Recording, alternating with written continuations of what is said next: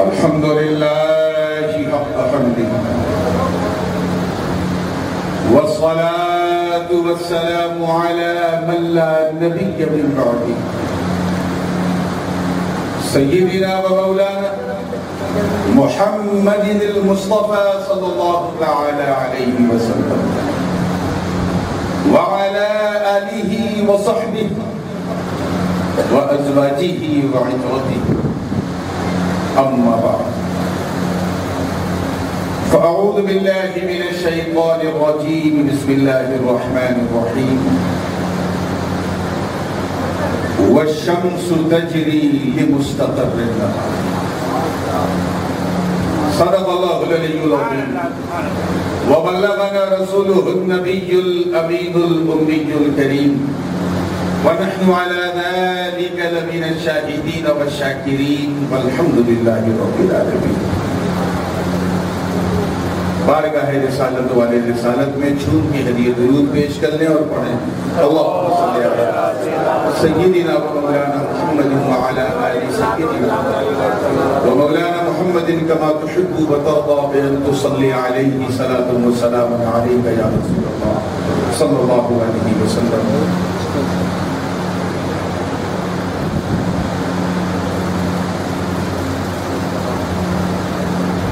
حضور صاحب سجادہ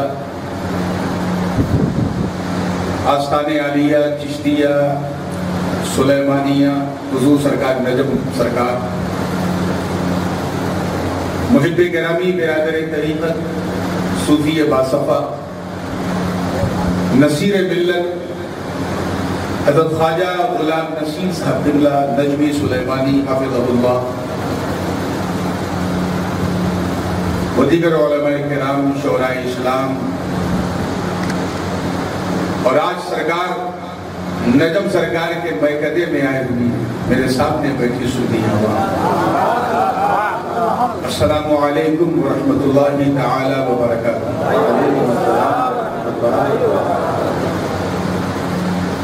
یہ فقیر اشرفی بغدائی جیلانی سید محمد نورانی الاشرفی الجیلانی الحمدللہ اپنی تمام تر نسبت چشتیت کے ساتھ اس بارگاہ میں تیسری بار اور خطاب کرنے کے لیے دوسری بار حاضر ہے. میں انتہائی ممنون و مشکور ہوں حضور صاحب سجادہ کا جنہوں نے اپنے جد کریم کی عرص مبارک میں اس فقیر کو یاد کیا. کوتاہی میری طرف سے تھی, مجھے 2-3 سال پہلے آنا تھا لیکن رمضان کے بعد بیرونی ممالک کی مصروفیت پھر اچانک جب یہ موریشس کا پروگرام میرا کینسل ہوا تو میں نے کہلوایا پیر صاحب کے پاس کہ میں حاضری دے سکتا ہوں اور میری صدا پر محبت بھرا دعوت نامہ اپنے مرید صادق برادر طریقت جناب آقا نجمی صاحب کے حوالے سے میرے حوالے کیا. میں ان کا بھی ممنون و مشکور وہاں رہا. تقریریں تو میں کرتا ہی رہتا ہوں, یہ میرا خاص مشغلہ ہے, لیکن آج میں تقریر کرنے نہیں, آج میں اپنی عقیدت کا خراج اس نجم سلیمان کی بارگاہ پیش کرنے کھڑا ہوا ہوں جو پہلے تو مینوش تھا دربار سلیمانی کا, پھر اتنا پیا کہ میں گدا بردوش ہو کر پلانے.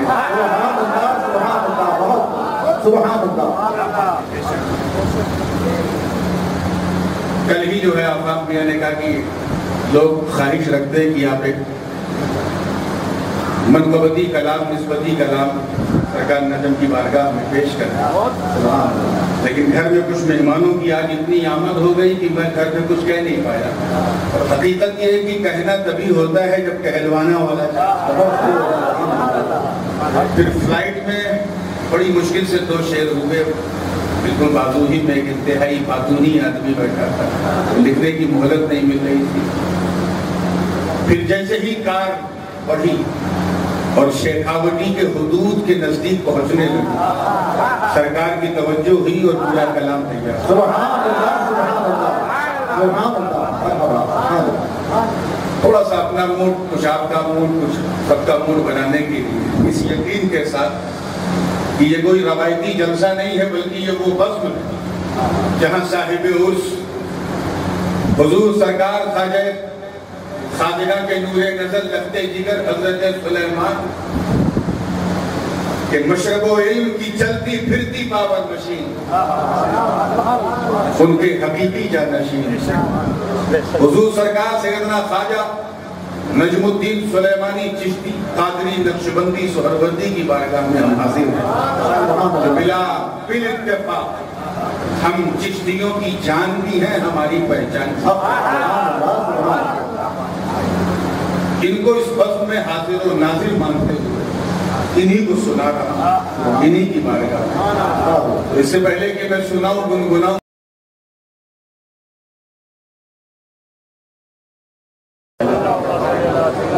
سیدنا جد الحسن والحسین وعلی سیدنا جد الحسن والحسین صلاۃ و سلام علیک یا رسول اللہ صلی اللہ علیہ وسلم۔ فتح پور شیخاوٹی کہ لوگ یہ اچھی طرح جانتے ہیں کہ میں پچھلے کئی سال سے 6-7 سال سے لگاتار آتا رہا اور اپنے مصطفیٰ کا میلاد گاتا رہا، سناتا رہا۔ کوئی ایسا صحیح آدمی نہیں ملا جو اس صحیح بارگاہ تک مجھے پہنچا، اور یقین جانے جب سے پیر صاحب سے ملاقات ہوئی میں اس کے لیے انتہائی ممنون ہوں اپنے برادر طریقہ جناب آقا نجمی صاحب کا۔ 3-4 سال پہلے سے رابطہ ہوا تو میں میری رگے چشتیت یہ مجھے آواز دینے لگی کہ تو جیلانی سید ضرور ہے، خون تیرا ضمیر تیرا جیلانی ہے مگر خمیر چشتی۔ یہ دربار تیرا دربار ہے، یہ فیضیاب شاہ سلیمان بھی ہے اور شاہ سمنان بھی ہے۔ بہت سے لوگ شاید اس پر پیش میں ہوگی کہ چوچے کا اس دربار سے کیا تعلق ہے تو میں عرض کروں، میں اتنی بڑی بات نہیں، میں صرف اپنی اور پیر صاحب کی بات کروں۔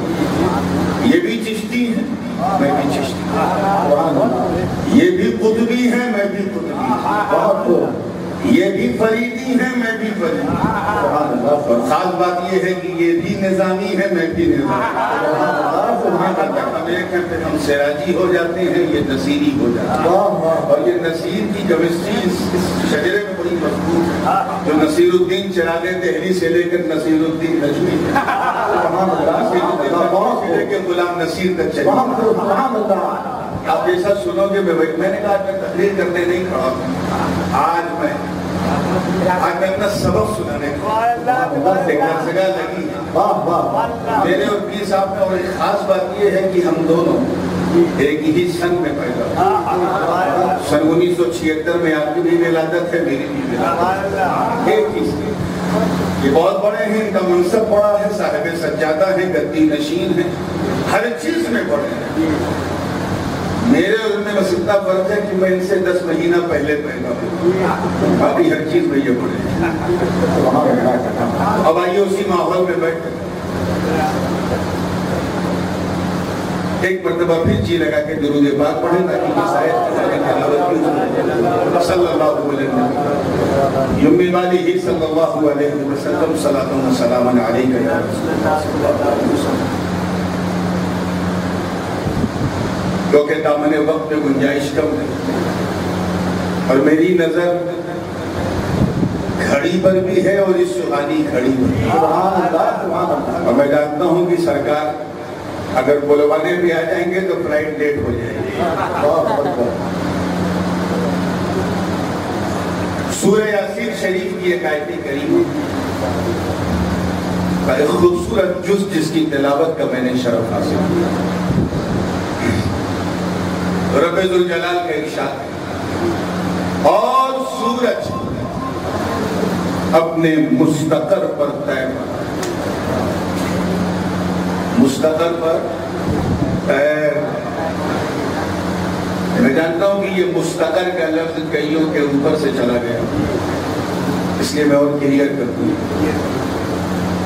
اور سورج اپنے ٹھہرنے کی جگہ پر تیرنا. اور اتنا تو سب جانتے ہیں کہ سورج ٹھہرتا ہے تو کہاں؟ آسمان میں. اس کا مستقر کیا ہے بولیے؟ آسمان. یعنی سورج آسمانی دنیا پر تیرتا. اور تیرنے کا انداز بھی بڑا یونیک ہے. سب سے پہلے سورج نکلتا ہے بالکل eastern part of the world, پورب کی طرف. یعنی اگر جغرافیائی طور پہ دیکھا جائے تو سب سے پہلے سورج ظاہر ہوتا ہے فیجی کے آسمان پر. فیجی ایک چھوٹا سا کنٹری ہے، میرے والد صاحب وہاں 2 بار جا چکے ہیں. الحمدللہ چشتیوں اپنی قسمت پہ ناز کرو، وہاں بھی چشت کا جھنڈا لہرا وہاں سے چلتا ہے. پھر آسٹریلیا، نیوزی لینڈ کراس کرتے ہوئے Sumatra, Indonesia, Thailand, Bangkok پار کرتے کرتے بنگلہ دیش، پھر ہمارے گڑراجیہ بھارت کے آسمان پر. پھر یہاں سے چلتا ہے تو پاکستان، افغانستان، ازبیکستان، قزاقستان، داغستان، ادھر جتنے بھی تان سب پہ تنا رہتا ہے. پھر آگے بڑھتا ہے، چلتے چلتے چلتے چلتے عرب، وہاں سے یورپ، اور سب سے آخر میں وہاں جاتا ہے جہاں میں 2 دن بعد جانے والا ہوں، امریکہ، کینیڈا میں پہنچتا ہے. The western part of the world. اب سوچیے امریکہ کتنا بیک فٹ پہ ہے. جو چیز ہم 12 گھنٹہ پہلے دیکھتے ہیں وہ 12 گھنٹے بعد دیکھتے ہیں. یہی وجہ، ایک گھڑی، ایک کلاک، ایک ٹائم ہر جگہ کا فکس نہیں. ابھی ہم یہاں بیٹھے ہیں، سرکار سن رہے ہیں، ہم سنا رہے ہیں، جلسہ ہو رہا ہے، عرس ہو رہا ہے، لیکن اسی وقت کہیں کوئی نماز پڑھ رہا ہے، اسی وقت کہیں صبح ہے، کہیں دوپہر ہے، کہیں شام ہے، کہیں رات ہے. نہیں بولو. ٹھیک اسی وقت کہیں کوئی فجر پڑھ رہا ہے، کہیں کوئی ظہر پڑھ رہا ہے، کہیں کوئی عصر پڑھ رہا ہے، کہیں کوئی مغرب، کہیں کوئی عشاء. ٹھیک اسی وقت کہیں کوئی سنت پڑھ رہا ہے، کہیں کوئی نفل، کہیں کوئی واجب، کہیں کوئی فرض پڑھ رہا ہے. ٹھیک اسی وقت کہیں کوئی سجدے میں ہے، کوئی رکوع میں ہے، کوئی قیام میں ہے، کوئی قعدے میں ہے، کوئی تکبیر پکڑ رہا ہے، کوئی سلام کر رہا ہے. یعنی 24 گھنٹہ نماز جاری. کیا جاری ہے؟ زور سے بولو. نماز 24/7 اراؤنڈ دا کلاک جاری. اب اللہ کے نبی علیہ السلام کا فرمان سنو. حضور فرماتے ہیں قرۃ عینی فی الصلاۃ، نماز میں میری آنکھوں کی ٹھنڈک. تو یہی سوچ کے نماز پڑھنا شروع کرو کہ سجدے تم کرو گے، ٹھنڈک مصطفیٰ کی آنکھوں میں. حضور فرما رہے ہیں نماز میں میری آنکھوں کی ٹھنڈک، اللہ کی شان دے، اس کا فیضان دے. اس سے پہلے کہ نبی یہ فرماتے توجہ کہ نماز میں میری آنکھوں کی ٹھنڈک، اللہ نے ایسا نظام فلکی بنایا، ایسا سورج کو آسمان پہ دوڑایا کہ صبح قیامت تک 24 گھنٹہ لگاتار نماز جاری رہے اور مصطفیٰ کی آنکھوں کو ٹھنڈک ملے.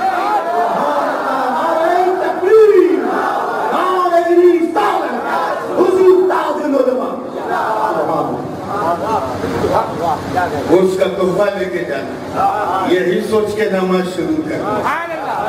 پڑھو گے تم، ٹھنڈک مصطفیٰ کی آنکھوں میں ملے گی. سجدہ تم کرو گے، ٹھنڈک مصطفیٰ کی آنکھ کو ملے گی. رکوع تم کرو گے، ٹھنڈک مصطفیٰ کی آنکھ کو ملے گی. میرا وجدان کہتا ہے صاحب اس حضرت نجم سرکار پروانہ رحمت اللہ کی روحانیت کو حاضر و ناظر جانتا ہے، ان کے جانشین کے روبرو پورے یقین و اذعان کے ساتھ کہتا ہوں اے لوگوں، بس یہ سوچ کے نماز شروع کرو کہ ٹھنڈک مصطفیٰ کی آنکھ کو ملے گی. اگر اتنا کر دیا تو یاد رکھنا قیامت کے دن سورج سوا نیزے پہ ضرور ہوگا. اس کی حدت سے گنہگار کا سر کھولے گا، مگر تو نہ گھبرا، تیری آنکھ نہیں تیرے پورے وجود کو ٹھنڈک ملتی ہے. یہ تو ایک اصلاحی بات ہو گئی، لیکن جس مقصد کے لیے میں نے اس آیت کی تلاوت کی آئیے اس پر سورج جب آسمان پہ دکھتا ہے تو تارے چھپ جاتے ہیں. یہ چھپتے ہیں کہ نہیں؟ چھپ جاتے ہیں. ایسا نہیں کہ مٹ جاتے ہیں, مٹتے نہیں. واہ اتنی چمکدار طلعت ہوتی ہے سورج کی کہ اس کی چمک کے سامنے تارے چاند ماند پڑ جاتے ہیں. اسی لیے جیسے جیسے سورج چھپنے لگتا ہے تارا دکھنے لگتا ہے. ہم لوگ بھی جب چاند دیکھنے کے لیے چھت پہ جاتے ہیں تو انتظار کرتے ہیں سورج ذرا ڈھلے, کیونکہ جب وہ ڈھلے گا تبھی چاند دکھے. خیر یہ تو روزے دار لوگ کرتے ہیں, جو روزہ نہیں رہتے وہ چاند کی وجہ سے دیکھتے ہیں, شاید دکھ جائے اور فوراً نیند ہو جائے. توجہ چاہوں, چاند تبھی دکھے گا جب سورج آسمان پہ رہے.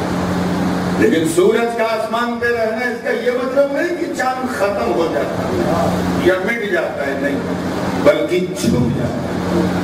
چھپ جاتا ہے. دیکھیں کتنے لوگ سمجھنے بیٹھتے ہیں یہ چھپنا ہے, سورج کا یہ چھپنا بڑا ضروری, کیونکہ اگر سورج چھپے گا نہیں تو نہ چاند دکھے گا نہ تارے ٹمٹمائیں گے. بڑا ضروری. اے سورج تجھے مٹنا نہیں, فنش نہیں ہونا, صرف چھپنا, روپوش ہونا.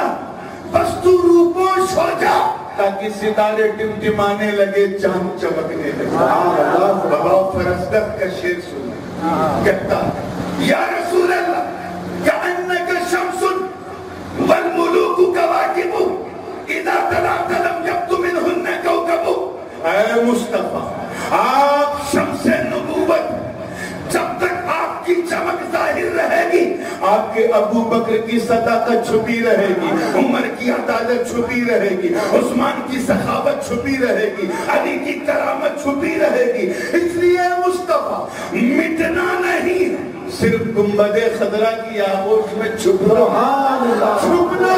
چھپ جاؤ تاکہ تیرے ابو بکر کی صداقت چمک جائے, عمر کی عدالت چمک جائے, عثمان کی سخاوت چمک جائے, علی کی کرامت چمک جائے, حسن کی امامت چمک جائے, حسین کی شہادت چمک جائے, باقر کا علم, زین العابدین کی عبادت چمک جائے, باقر کا علم چمک جائے, حضرت جعفر صادق کا تفقہ چمک جائے, موسیٰ الکاظم کا عدل چمک جائے, علی ابن موسیٰ الرضا کا صبر و رضا چمک جائے, حضرت جواد کا جود و سخا چمک جائے, جناب ہادی کا کرم و عطا چمک جائے, حسن العسکری کی شجاع اور غزہ چمک جائے. اے مصطفیٰ آپ چھپے رہو تاکہ عبدالقادر کی غوثیت چمک جائے, حضرت خواجہ معین الدین سنجری کی کرامت و خواجگیت چمک جائے. اور اے غریب نواز آپ تو ہندوستان کے سورج ہو, آپ بھی چھپے رہو تاکہ قطب الدین کی قطبیت چمک جائے, فرید الدین کی تفریح چمک جائے, نظام الدین کا کرم چمک جائے, علاء الدین کا صبر چمک جائے, نصیر کا چراغ چمک جائے, اور نجم سرکار کا نور نظر چمک جائے.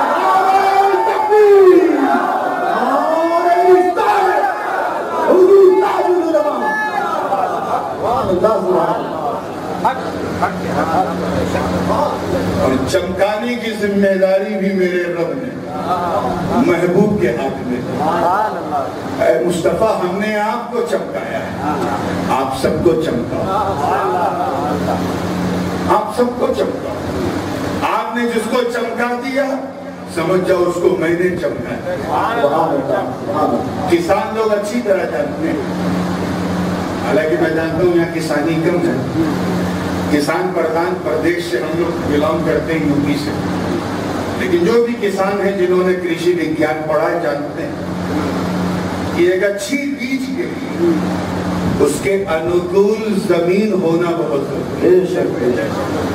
سب جانتے ہیں باسمتی چاول پنجاب کا شاندار چاول, اتنا لمبا کی کھاؤ اور کچھ کچے دانے مگا کے خلال بھی کرو, اتنا لمبا. لیکن اسی چاول کو اگر آپ نارتھ ایسٹ میں, بنگال میں, آسام میں بو گے ویسا چاول پیدا ہوگا, تھوڑا سا چھوٹا بھی ہو جائے گا اور ذرا موٹا بھی ہو جائے گا. اس کا مطلب یہ نہیں کہ بنگال کی زمین خراب ہے, آسام کی نہیں, اسی آسام اور بنگال میں تم چائے بوتے رہو، ایسی چائے پیدا ہوتی ہے کہ ہائے اسے نکلتی ہے، اور وہی چائے اگر تم گجرات میں بو دو تو بھوسا بن کے نکلتی۔ اس کا مطلب یہ نہیں کہ گجرات کی زمین خراب ہے، اسی گجرات میں کپاس باجرہ شاندار پیدا ہوتا ہے۔ عرب کی کھجور اگر جھارکھنڈ بہار میں بو دو تو اللہ جانے کیا نکلے، لیکن اسی بہار میں اگر تم چاول دھان دال بو تو اس سے اچھا کہیں پیدا نہیں۔ تو آپ نے کیا سمجھا کہ ایک اچھی بیج کے لیے اس کے انوکول زمین چاہیے، گڑبڑ کرو گے تو پریڑام گڑبڑ ہوگا۔ اللہ کی شان دے، اللہ نے اسلام کی کھیتی کی، اپنے محبوب کو تمام بیجیں عطا کر دی اور مصطفیٰ کے دستے پاک پر پورا مدنی بیج بھنڈار فرمایا محبوب ہم زمین آپ چکے، سرکار کی نظر سب سے پہلے کیونکہ عرب کے قریب ترکستان ہے، ازبکستان ہے، ترکمانستان ہے، افغانستان، ان پر بڑی دیکھا ہے یہ تو بڑے پتھریلے لوگ ہیں، پتھر میں رہتے ہیں، ان کو دماغ بھی پتھر، سوچ بھی پتھر، پٹھان لو خان لو۔ ایسے ہی ایک خان صاحب میرے والد صاحب کو ملے تھے، برطانیہ کابل کے رہنے والے، ان کی خود ہی اردو بھی جانتے تھے۔ والد صاحب نے ان کے 4 بچے تھے، والد صاحب نے پوچھا خان صاحب آپ کے کتنے بچے ہیں؟ کہا حضور ہیں تو 4 لیکن 2 میرے ہیں 2 اپنی ماں کے۔ یہ کون سی بات ہوئی 2 میرے ہیں 2 اپنی ماں کے؟ کہ جو بندوق چلا لیتے ہیں وہ میرے ہیں اور جو دودھ پی رہے ہیں وہ اپنی ماں کے۔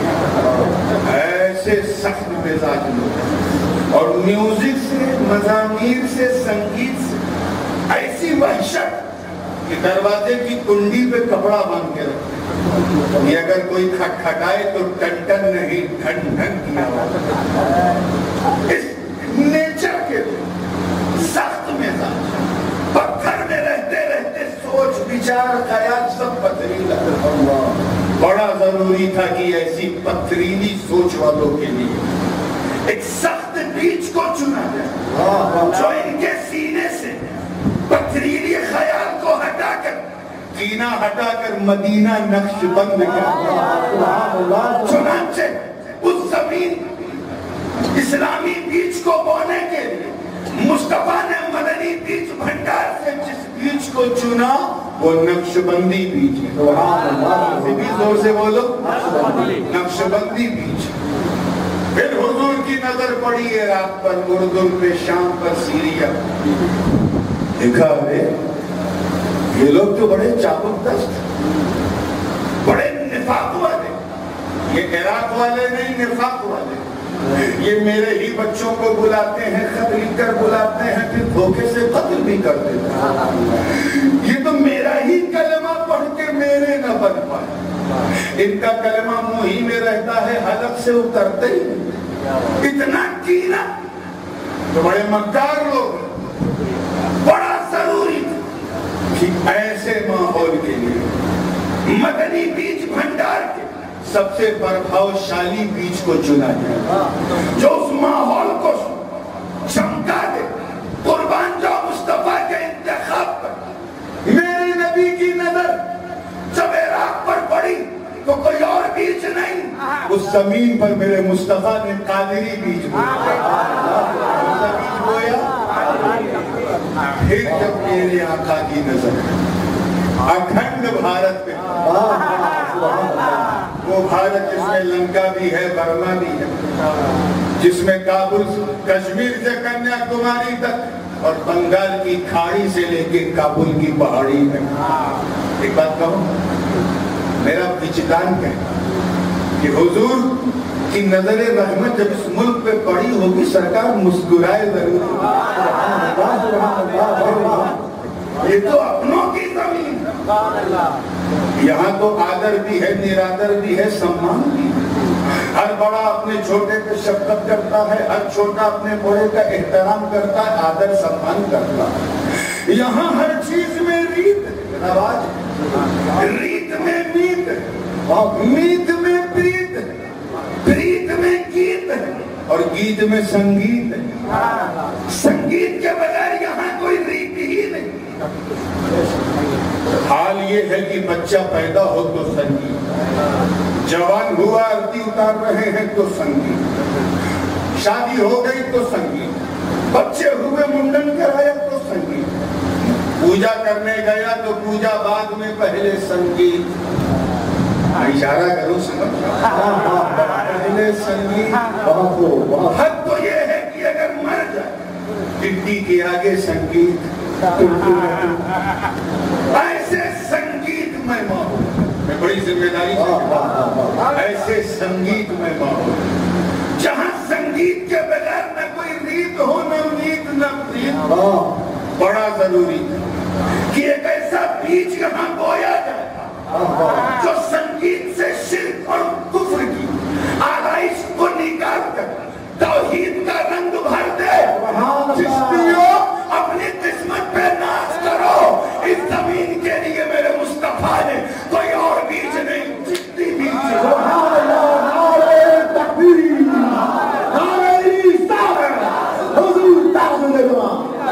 سبحان اللہ. چنانچہ خواجاؤں کے خواجہ, راجاؤں کے راجا, کہہ دیجئے ولیوں کے مہاراجا, سلطان الہند عطائے رسول, فرزند بطول, باغ نبوت کے شگفتہ پھول, صدقہ قدم آلِ رسول, خواجہ ہندوستان, والی بے قسم, سرکار سرکارہ, سرکار سے کتنا خواجہ معین الدین حسن سنجری اجمیری رضی اللہ تعالیٰ عنہ نے قدم رکھا. ایک بات کہوں بڑی ذمہ داری سے, میں رب کی عزت کی قسم اٹھا کے اس مقدس خانقاہ میں کہتا ہوں کہ قدم تو خواجہ نے رکھا, مگر اللہ جانے چابیاں کون سے کرم کی ملی تھی کہ جب قدم رکھا تو آئے تو خواجہ تھے, لیکن ایسا لگا جیسے آقا آ گئے. چہرہ خواجہ کا تھا, جلوہ آقا کا تھا. سبحان اللہ, سبحان اللہ. نبی کسی کہنے والے نے کہا تھا اور پوری شان سے کہا تھا, پورے رنگ میں اتر کے کہا کہ بانداز نبوت دین کی تبلیغ فرمائی الفاظ دیگر پیغمبر ہندوستان. سبحان اللہ, سبحان اللہ. سلسلہ چشت کو آنکھیں نہ دکھاؤ. آج تم نے چار کتاب کیا پڑھے, آنکھیں دکھاؤ. میں پہلے بھی عرض کر چکا ہوں کہ میں جیلانی ہوں, حسنی, حسینی, سید ہوں. سبحان اللہ. لیکن یہ پٹا میں اپنے خواجہ کا لگا کے چلا. مجھے اپنی چشتیت پہ ناز ہے. ایک خاندان ہندوستان میں کٹوچہ شریف جو غوث اعظم کے بچوں کی ہے اور غریب نواز کے مریدوں کی, اور ایک پاکستان میں گولرا شریف سرکار مہر علی شاہ کی درگاہ, وہ بھی غوث اعظم کے بچوں کی ہے اور غریب نواز کے مریدوں کی, وہ بھی نظامی, ہم بھی نظامی. اس لیے میں کوئی مقابلہ نہیں کرتا. آج اتنا زمانہ خراب, فلاں پیر سے بڑے ہیں, فلاں ان سے بڑے ہیں, ایسا لوگ نامتے ہیں جیسے لگتا ہے انچی ٹیپ اور ٹیلر ماسٹر. غوث پاک ان سے بڑے ہیں تو ان سے چھوٹے. ایسے ہی ایک سرپھیرا وکیل فاضل میں آپ کے حیدرآباد نکر میں آیا اور اس کا سامنا میرے والد گرامی حضور غازی ملت سے کیا ایک سوال ہے, بہت سے کیا جواب نہیں ملا. آپ غوث پاک کے پوتے ہو, غریب نواز کے مرید ہو, آپ نے کسی کو گھٹاؤ گے نہ بڑھاؤ گے, صحیح بتاؤ گے. کا سوال کیا ہے؟ کیا سوال یہ ہے کہ بتائیے غوث پاک بڑے ہیں یا غریب نواز؟ ایک چشتی سے سوال, غوث پاک بڑے ہیں یا غریب نواز؟ غازی ملت کی ذہانت دیکھو, فرمایا ابھی یہ کیوں نہیں سوچ لیتا کہ دونوں تجھ سے بڑے ہیں. غریبوں میں مانگا لیکن ان دونوں میں کون بڑا؟ سن, یہ دونوں اللہ کے دو دستے قدرت, اللہ کے دو دستے قدرت. آج کا مولوی ہوتا تو مطمئن ہو جاتا, وکیل تھا. اس نے کہا اچھا حضرت یہ بتائیے رائٹ کون ہے, لیفٹ کون ہے, داہنا کون, بایاں کون ہے؟ غازی ملت نے فرمایا توبہ کر, میں نے اللہ کے دستے قدرت کہا. اللہ دائیں بائیں سے پاک, میں کوئی مقابلہ نہیں کر رہا ہوں جس کا کیا درجہ ہے وہ تو اللہ ہی جانے. ہمیں ناپنے والوں تم صاحب سجادہ کا منصب نہیں بتا سکتے میں تم سرکار اللہ ہی جانے. میں نے کیا کہا یہ بڑے بس وہ پہلے پیدا ہو گیا یہ ہے. تو یہ منصب کی بات ہے, صاحب منصب کون کس سے بڑا ہے اللہ جانے. میں مقابلہ نہیں, میں سروس ریکارڈ کی بات اس چیز کی. اور ایسا ہوتا ہے اکثر, داروغہ بڑا ہے کانسٹیبل چھوٹا ہے نا, لیکن آتنکوادی کو اپنی بندوق سے داروغہ نے نہیں کانسٹیبل نے مارا. تو سروس ریکارڈ کس کا اچھا کہا جائے گا؟ کانسٹیبل کا, حوالدار کا, نہ کہ چوکیدار. کیوں؟ منصب چھوٹا ہے لیکن کام بڑا. تو میں سروس ریکارڈ کی بات کرتا ہوں پوری ذمہ داری سے کہ لاکھوں نبیوں 1,24,000 کم و بیش انبیاء اور مرسلین اور کروڑوں ولیوں میں خدا کی قسم اس عرض قیدی پر اس نیل گگن کے نیچے صرف ایک تنہا میرا غریب نواز جس کا یہ سروس ریکارڈ کہ میرا خواجہ نے 1-2 نہیں بلکہ 90 لاکھ کافروں کو کلمہ پڑھا. سبحان اللہ, سبحان اللہ, سبحان اللہ, اللہ اکبر, یا رسول اللہ, سبحان اللہ. یہ انبیٹن سروس ریکارڈ میرے غریب نواز کا. ایک خصوصیت تو سلسلے چشت کی ہے. اور ایک اور سنو, صاحب پدماوت جو ہے وہ ہندی اسلوب کی ایک بڑی مشہور کتاب جسے ایم اے کے اسٹوڈنٹس کو پڑھایا جاتا ہے. اس کے مصنف حضرت ملک محمد جائسی اشرفی رحمۃ اللہ تعالیٰ علیہ جو ملا علی قاری کے ہم سبق ہیں, اور وہ مرید و خلیفہ حضرت سید مبارک اشرف بودلے جائسی رحمۃ اللہ علیہ, وہ اپنی کتاب پدماوت میں لکھتے ہیں. اس کے حاشیے میں فارسی میں کہ در جہان دو ولی بسبب ترک سلطنت پر ہما اولیاء عظیم جہت فضیلت دانا. دنیا میں لاکھوں اولیاء صدیقین, یہاں بات انہوں نے اولیاء صدیقین کی ہے جو ولایت کا سب سے ٹاپ درجہ ہوتا ہے. ورنہ جو بندہ نماز روزے کا پابند ہو جائے, متقی ہے, پرہیزگار ہے, وہ بھی ولی. ان ولیوں کی بات نہیں ہو رہی. وہ ولی جنہیں سرکاری منصب ملتا ہے, جن میں اقواس ہوتے ہیں, اقطاب ہوتے ہیں, نجبہ ہوتے ہیں, نقبہ ہوتے ہیں, رجبہ ہوتے ہیں, سالکین ہوتے ہیں. کروڑوں اولیاء صدیقین, صرف 2 ایسے ولی جنہوں نے گھر نہیں, مکان نہیں, کھیت کھلیان نہیں, بلکہ تاجوری کو, راج پاٹ کو, حکومت اور سلطنت کو لات مارا. غیر مشہور تو کئی ہیں لیکن مشہور صرف 2 جنہوں نے راج پاٹ کو تیاگ دے دیا خدا کے. ایک سلطان ابراہیم بن ادہم, دوسرے سلطان سید اشرف جہانگیر. سبحان اللہ. چشتیوں اپنی قسمت پہ جتنا ناچ کرو کم, یہ دونوں بزرگ کہیں اور نہیں, صرف سلسلے چشتیہ میں. سبحان اللہ, سبحان اللہ. ایک میرے غریب نواز کے پیروں میں, دوسرا میرے خواجہ کے مریدوں. سبحان اللہ. اور میرا غریب نواز تو تاریخ السلطنت کے بیچ میں چمک رہا. سبحان اللہ. ایک سے چمک لے رہا ہے, دوسرے کو چمک دے رہا. سبحان اللہ. دنیا اتنی ہے کہ صبح سے شام ہندوستان کی سرزمین خدا کی قسم سلسلے چشت کی مرحوم ملت. آج تم مدرسے چلے گئے, مولوی صاحب نے اپنے پیر صاحب سے تمہیں مرید کروا دیا, سلسلہ بدل گیا, تم کچھ اور لکھنے لگے. چشتی تھا ہے لیکن ابا ضرور چشتی. ابا بھی اگر مدرسے کی ہوا کھا چکے ہیں تو دادا تو پکی بات ہے چشتی, اور دادا نہیں تو پردادا تو 100% چشتی ہو. اور اگر پردادا بھی نہ ہوتے, وہ دادا تو ضرور ہوگا جس نے خواجہ کے ہاتھ پر ہاتھ رکھ کر کلمہ پڑھا. سبحان اللہ, سبحان اللہ. اسی لیے میں کہتا ہوں یہ چشت بھارت کا چشت. ہم اپنا ضمیر تو بدل سکتے ہیں, اپنا خمیر لیں، اور خمیر ہر سنی کا ہندوستان میں منہ مت کھلوایا کر، بارگاہ میں کھڑا ہوں اور اپنے سلسلے کی وکالت کرنے کے لیے ایک وکیل کی حیثیت سے صاحب سجادہ کے حکم سے آیا ہوں تو سنتے چلو۔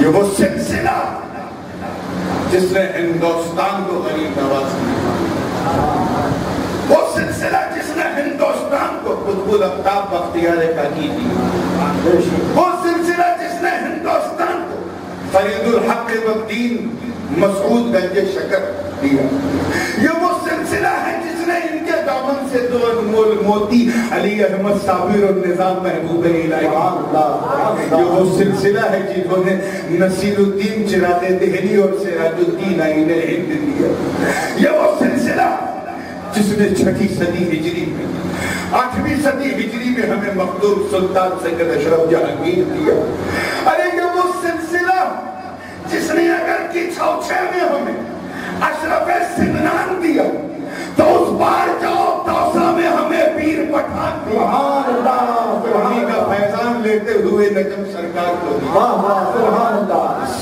سورج تو مدینے میں چمک رہا لیکن روپوش ستاروں کو چمکا، سبحان اللہ۔ تاریخ گواہ ہے جب فتنے سب سے پہلے گرو چشتی سامنے آیا، ہندوستان کی سرزمین پر جب رفت نے قدم رکھا تو اسے کچلنے کے لیے غریب نواز ہندوستان میں آیا، اور بڑھا تو مخدوم اشرف کا چھوچھا، اور بڑھا تو سلسلے ولایت چلتا چلتا پونچھ شریف، ملتان شریف، وہاں سے توسا شریف اور وہاں سے فتح پور شریف، سبحان اللہ۔ انشاءاللہ یہ سلسلہ چلتا رہے۔ پھر ایک دور اور آیا، انگریزوں کی حکومت اور ہمارے جو جائز حقوق ہیں ان کو پامال کیا جا رہا ہے۔ اس وقت انہیں چھٹی کا دودھیا پلانے کے لیے دہلی کے جن بزرگوں نے مورچہ سنبھالا ان میں حضرت شاہ ولی اللہ محدث دہلوی، حضرت شاہ عبدالحق محدث دہلوی، ارے یہ کوئی اور نہیں، یہ بھی چشتی فاروقی تھے، چشتی فاروقی، ایک فاروقی کی بارگاہ میں عقیدت کا خیال پیش کرنے چشتی، پھر انگریزوں کی شہد فتنہ اور جنم دینے لگا، اور کتاب التوحید کا ترجمہ ہندوستان کی ہندی اردو زبان میں ایک بڑے باپ کے گھٹیا بیٹے شاہ اسماعیل دہلوی نے کیا۔ مزارات پہ جانا شرک معذرت، اولیاء سے محبت کرنا شرک معذرت، نبی کو اپنی طرح سمجھنا ایمان معذرت، اس طرح کی بکواس شروع ہو گئی۔ اس وقت کوئی اور نہیں جس نے ان کا منہ توڑ جواب دیا، وہ حضرت فضل حق خیر آبادی، جنہوں نے گلے میں توپ، ہاتھوں میں ہتھکڑی، پاؤں میں بیڑی پہنی اور بڑے مخدوم کا فیض لے کر خیر آباد سے کفر کا فتویٰ دیا۔ چشتیوں وہ کوئی اور نہیں، وہ فضل حق خیر آبادی بھی چشتی، سبحان اللہ سبحان اللہ۔ کب تک طلبہ سے حقیقت چھپاتے رہو؟ پھر سلسلہ اور آگے بات کری کوچو بازار تک پہنچی تو مفتی صدر الدین افزردہ نے دہلی کی جامع مسجد سے کھڑے ہو گئے، شاہ اسماعیل دہلوی کی تکفیر کا فتویٰ دیا، وہ بھی کوئی اور نہیں، وہ بھی چشتی، سبحان اللہ۔ انہوں نے اپنا چولا اور کہا یہ تو بڑا گڑبڑ ہے، ہمیں یہ لوگ پہچان لیتے ہیں، اب انہی کی طرح ہم تعویذ گھنٹا بھی کریں گے، انہی کی طرح ٹوپی بھی پہنیں گے، بس پیجامہ ذرا اونچا پہنیں گے۔ ایک جماعت نے سر اٹھایا، علماء دیوبند اس کی کتاب اپنے ہاتھ میں لیے ہوئے تھے، لگام، سلسلہ چلتا رہا۔ اولیاء کی محبت کیوں، کیسے کم کیا جائے، کیسے کم کیا جائے، اس کانسپریسی میں لگ گئے تو خیال کیا ایک کام کرو، یہ عرس نیاز فاتحہ اس کو حرام کرو، یہ جب حرام ہو جائے گا تو عرس نہیں ہوگا، جب عرس نہیں ہوگا تو محبت گھڑ جائے گی، اور پھر جب گھڑ جائے گی تو ہم کامیاب ہو جائیں گے۔ میلاد و فاتحہ کے خلاف ایک مہم چلائی، اس وقت عید کا جواب پتھر سے دینے کے لیے حضرت علامہ مولانا شاہ عبدالسمیع رائے پوری سہارنپوری رحمت اللہ علیہ انوار ساتیہ لکھا، انوار ساتیہ در ثبوت میلاد و فاتحہ لکھا۔ ارے میلاد و فاتحہ کے ثبوت میں پہلی کتاب کسی مدرسے کے ملا نے نہیں، ایک چشتی نے لکھی۔ سبحان اللہ سبحان اللہ، اب تو مانو یہ چشتی سبحان اللہ، فتنے آتے رہیں گے، غریب نواز کا دم بھر چشتی فیض لٹاتے رہیں گے۔ یاد رکھنا، یہ نہ دیکھو کس کون کیسا، کبھی یہ بھی تو جھانک کے دیکھو کس نے کیا۔ اہلیت دیکھی جاتی ہے، ابنیت نہیں۔ حضرت نوح علیہ السلام کا ایک بیٹا کشتی میں، دوسرا پانی میں ڈوب رہا، باپ کا دل میں خیال آیا کہ ہاتھ دے دوں اٹھا دوں، آواز آئی، اے نوح یا نوح انہو لیس من اہلک، یہ تیری اہل میں سے نہیں۔ کیا کہا؟ دو سے بولو، ابنیت سے انکار نہیں کیا، اہلیت سے انکار کیا۔ ابنیت اور اہلیت اور ولادت اور لیاقت اور، ارے اس غلام نصیر کو صرف 6 ماہ کا، وہ 6 سال کا وہ ننھا منا نہ سمجھ، جس وقت وہ منصب سجادگی پہ بیٹھا اس وقت وہ کوئی بچہ نہیں بلکہ سچا کا نشین۔ سبحان اللہ، نعرہ تکبیر، نعرہ رسالت، سبحان اللہ، فیضان حضور حاجی نجم سرکار، حضور نصیر الملت، حضور تاج العلماء، اس نجم الدین سلیمانی کا جانشین، جن کی تربیت گاہ گاہ ایک دل نشین نمونہ حضرت خواجہ نصیر الدین محدث شیخاوتی رحمت اللہ، کون نجم الدین، پیدائش ہوئی جھنجھنوں، ابھی عنفوان شباب، چند ہی سال کے اندر قرآن ختم، سبحان اللہ، ابھی بلوغ پہ قدم بھی نہیں رکھا، عالم فاضل، سبحان اللہ، سبحان لیکن بس یار کی طرف میں بے چین کب کوئی پیر ملے، معیار ایسا بنا رکھا تھا کہ کوئی پیر آنکھوں میں جشتے ہی نہیں تھا، اور ادھر مشیت کہہ رہی ہے نجم الدین تو نجم ہے تو تیرے لیے میں نے ایک سورج تیار رکھا۔ سبحان اللہ، سبحان اللہ، چنانچہ حضرت صوفی حمید الدین ناگوری رحمۃ اللہ علیہ، واقعہ سنانا مقصود نہیں، سنتے آ رہے ہیں، بچپن سے بچپن تک اور انشاءاللہ بچپن سے لے کے مدفن تک سنو۔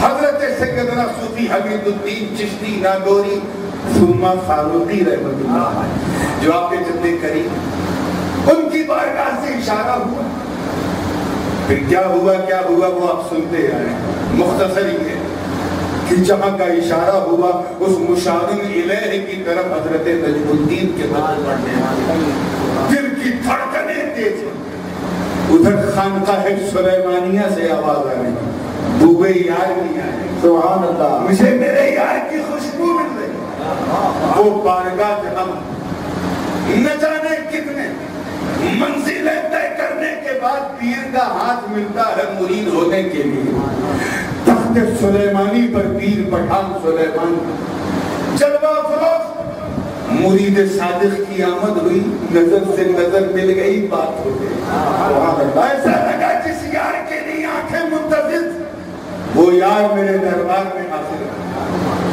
بیعت ہو گئی، اس کے بعد چلہ کشی کی ایام گزرے، مختصر یہ ہے کہ پھر اتنا پختہ بنا دیا کہ اپنے جیسا بنا، سبحان اللہ، اور نگاہ عشق کہہ رہی ہے، چند سالوں کے بعد ہندوستان پاکستان کا بٹوارہ ہو جائے گا، میں اس پار کو سنبھالوں، میرا یار اس پار کو سنبھالوں، سبحان اللہ، سبحان اللہ، اشارہ ہوا کہ تمہیں شیخاوتی کی ولایت مبارک، شیخاوتی کا علاقہ بالکل نیا، ایک اچھے گھرانے کے فرزند ہیں لیکن فقیروں کا لباس، اور وہ اتنا بھانے لگا کہ اسی میں سب کچھ سمجھ جانے لگا، سبحان اللہ، پہنچے، اتفاق کا واقعہ آپ نے بھی سنا ہے کہ فتح پور کی گلیاں تو ماشاءاللہ ایسی سکڑی ہے کہ اللہ کی پناہ، ایک گاڑی ادھر سے جائے ادھر سے آ جائے تو معاملہ ختم، ایسی ایک گلی میں ایک مندر تھا، ٹہریوں کا مندر آپ نے سنا ہو، کہنے بہت پہناتے تھے رسول اللہ. اچانک کیا ہوا؟ خبر آئی کہ گہنے چوری ہو. کسی نے کہا کوئی باہری تو ہوگا، اس لیے کہ جتنے یہاں ہیں وہ سب آمنے سامنے ہیں، نظر کے سامنے، وہ ایسا کریں گے نہیں. پتا چلا کوئی فقیر آیا ہے، باہری ہے، اس کی شکل جانی پہچانی نہیں. پردہ ہٹایا تو حضرت نجم سرکار نظر آیا. کہا اجنبی تم کون؟ کہا میں اس علاقے کے لیے اجنبی ضرور ہوں، مگر میں چور نہیں ہوں. کہہ نہیں تو نہیں چوری کی. میں کیسی بات کرتا؟ میں دل چورانے آیا ہوں، مال چورانے. میں محبتوں کے نغمے بیچنے بانٹنے آیا ہوں، یہ تماشے کرنے دیں. کہا نہیں تمہیں چلنا پڑے گا سردار کے پاس.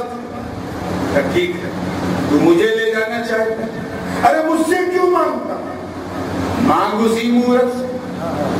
کہہ دے جس کے گلے سے گہنے غائب ہیں، اسی سے پوچھ لے کہ تیرا گہنا کس نے چرایا. کیا کبھی مورت بھی بولتی ہے؟ کہ بھائی تو لوگ تو تم اسے خدا مانگتے ہو، بھگوان مانگتے ہو، داتا مانگتے ہو. مانگ کے دیکھو. اس کو بھی پتا نہیں کیا سوجا ہو گیا. اور مورت سے پوچھا اس نے کہ بتا گہنے کس نے چرائے؟ مورت ہلے کیسے؟ چپ چاپ. 2-3 بار سوال کیا، چپ چاپ.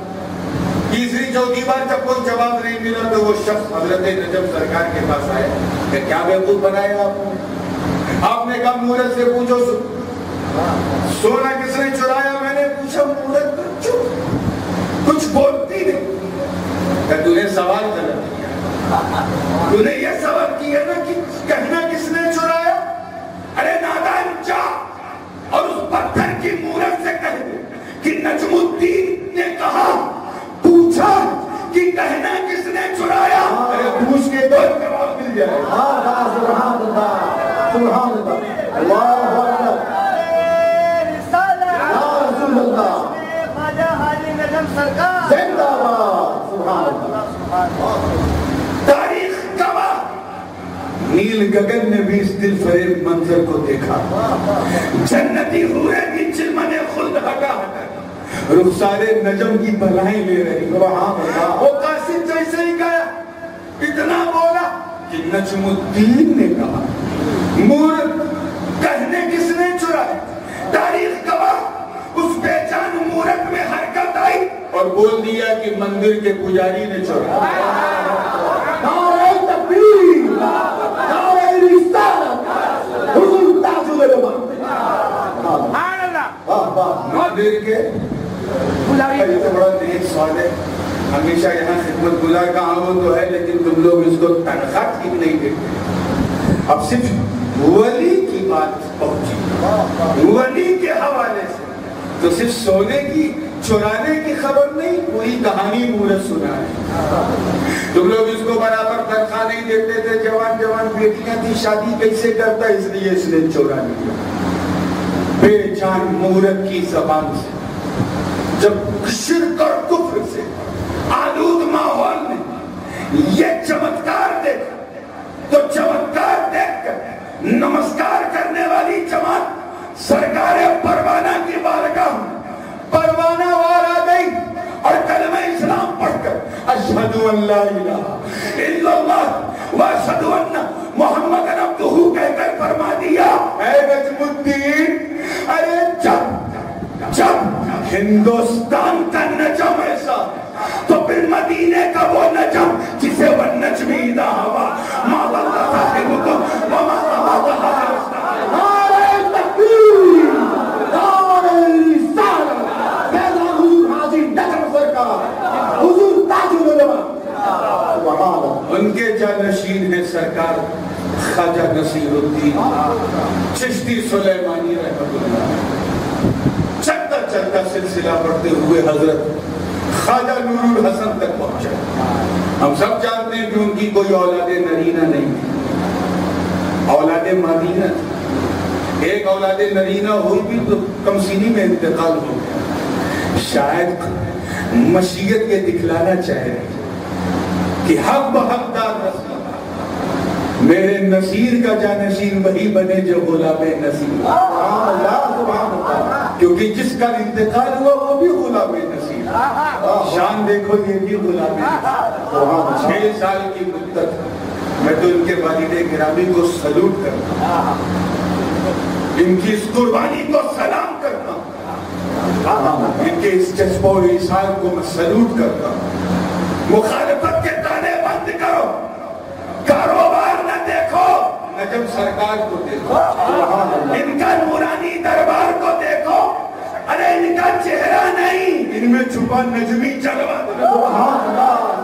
مدینہ نکال کے دیکھو، مدینہ بسا کے دیکھو، تمہیں غلام نصیر میں جلوہ نصیر نظر آئے گا، جلوہ نجم الدین نظر آئے گا، شان سلیمانی نظر آئے گی، معین الدین حسن کی دعا نظر آئے گی۔ بات میں بڑی ذمہ داری سے اس لیے کہہ رہا ہوں کہ میں کسی غیر ذمہ دار خانقاہ کا نہیں، ایک عظیم خانقاہ کا واسطہ۔ بات کرنے کو تو بہت کچھ تھی، مگر یہ ساعت سعید کہہ رہی ٹھہر رک جاؤ۔ اور میں پہلے بھی کہہ چکا تھا کہ میں تقریر کرنے نہیں، سبق سنانے آیا تھا، اور یہ سبق دے کے جا رہا ہوں کہ بس اس چہرے کو دیکھو، ان سے اپنی وابستگی کو جوڑے رہو، سورج مدینے میں چمکے گا، تارا فتح پور میں چمکے گا۔